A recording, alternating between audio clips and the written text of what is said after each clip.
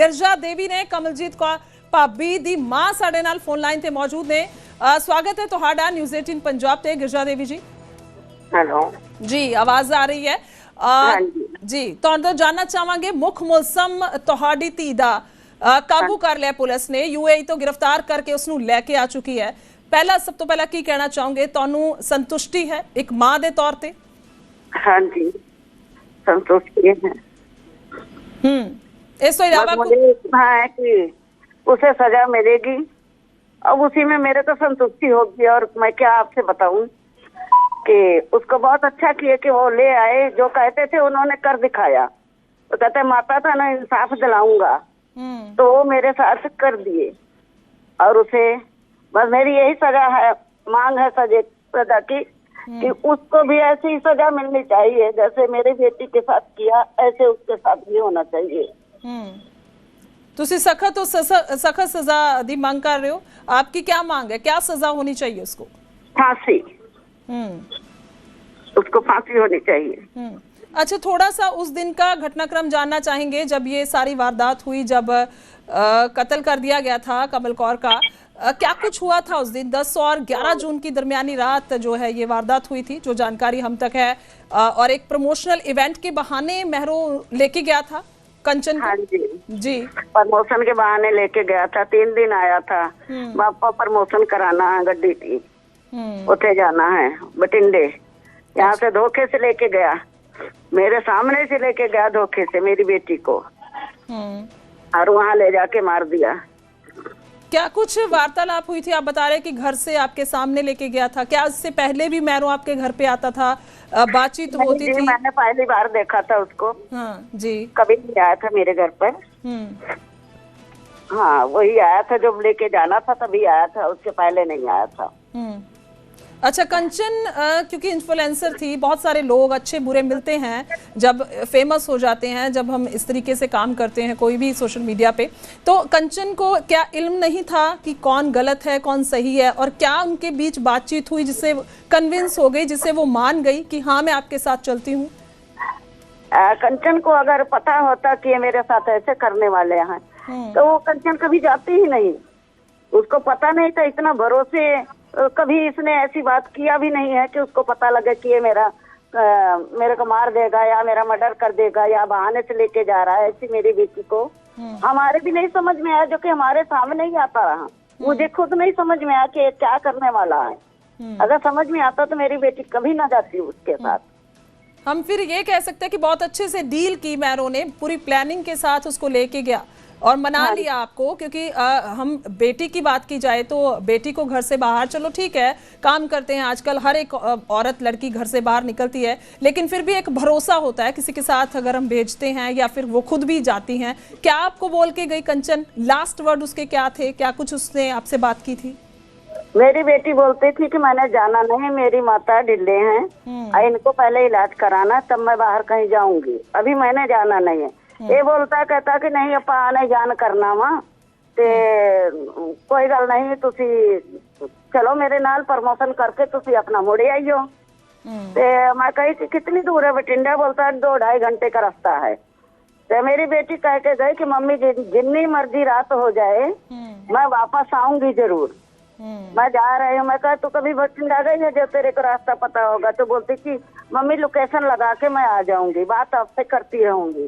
फिर भी मेरी बेटी 11 बजे रात तक मेरे से बात किया, उसका मोबाइल स्विच ऑफ हो गया, किन्होंने बंद कर दिया, किन्होंने छीन लिया। अच्छा। मेरी बेटी बस इतना कहती तो मम्मी जो जी मांगता है खाना खा लेना, मैं आ जाऊंगी वापस, जो जी मांगता है खाना खा लेना। मैं कही वो लोग कहाँ पर आए, तुम प्रमोशन कर दिया? तो बोलती कहती नहीं मम्मी वो लोग गड्डी में बैठे हैं, हम तो यहाँ शोरूम में बैठे हैं। इतनी मेरे बेटी से बात हुई थी। उसके बाद में मेरा कोई संपर्क नहीं हुआ। सारी रात मैं फोन मिलाती थी, सारी दिहाड़ी में फोन मिलाती थी, मेरे से कोई बात नहीं हो पाई मेरी बेटी से, क्योंकि ये मार चुका था उस वक्त। आखिरी बार 11 बजे आप बता रहे कि बातचीत हुई थी, कितने पैसे में डील हुई, क्या कुछ कह के लेके गया था, और एग्जैक्ट आपकी लोकेशन कहाँ है ये जानना चाहेंगे, कहाँ रहते हैं आप? क्योंकि बठिंडा उसको लेके गए थे। पैसे की कोई डील नहीं है, कहते प्रमोशन जे तू कर देगी प्रमोशन, उतो तेनू जरा खर्चा पानी मिल जाऊगा। मेरे सामने कोई पैसे पैसे की डील नहीं हुई, बस प्रमोशन की ही बात हुई थी। ये भी चलो वहाँ प्रमोशन कर देना और जो होगा प्रमोशन का आपको मिल जाएगा पैसा, यही बात हुई थी बस, और कोई बात नहीं हुई। अच्छा, एक और सवाल आपसे जानना चाहेंगे, क्योंकि इन्फ्लुएंसर थी, काम कर रही थी सोशल मीडिया पे, बहुत एक्टिव थी, क्या कुछ इनकम भी थी आपको उसके जरिए, और आपके घर का क्या उस पे निर्भर भी थे आप या हो, और अभी की बात की जाए अभी क्या कुछ स्थिति है आर्थिक तौर पर? मेरे घर का सारा खर्चा देती थी। अच्छा। जो होता था खर्चा पानी, राशन, बच्चों की पढ़ाई लिखाई, दवाई पानी, सारा कुछ वो देखती थी।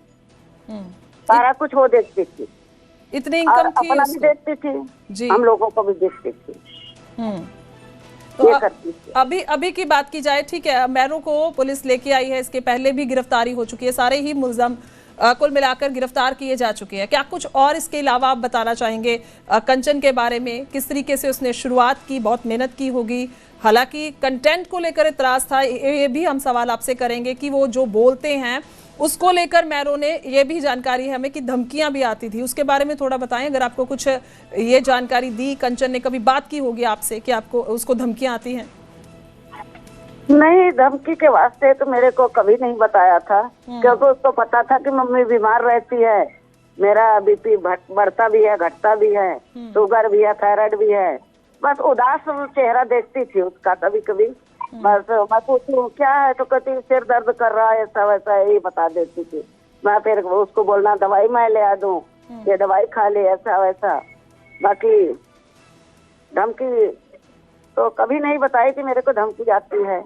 मरने के बाद में पता लगा, मैंने खबर में सुना है कि कोई यासिद अल्लाह की भी आई थी धमकी।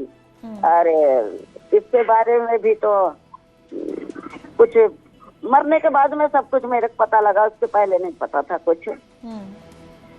अच्छा, कितनी देर से वो काम? मैं कहती हूँ अगर इसको इतराज था उसके सोशल मीडिया का जो काम करती थी, तो मेरे पास आता, मेरे से कहता, शिकायत करता, मेरे से बोलता माता इसको मना कर दो, इसको घर में बैठा लो, ये सोशल मीडिया काम बंद कर दे।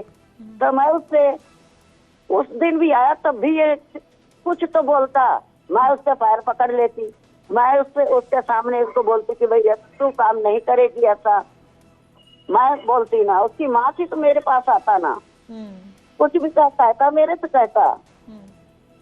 इसका ये मतलब तो नहीं सोशल मीडिया का काम सारे करते हैं, काम ऐसा है कि सारे करते हैं। कोई आजकल बुढ़े से बुढ़े जिसको चला नहीं जाता वो भी सोशल मीडिया काम करते हैं कि मेरे को भी 2 पैसा मिलेगा। तो ऐसे काम तो सभी को ही करते हैं, तो क्या सभी को ये मार देगा? सबको मार देगा ये? कि सिर्फ मेरी बेटी ही इसको दिखाई दिया था मारने के लिए।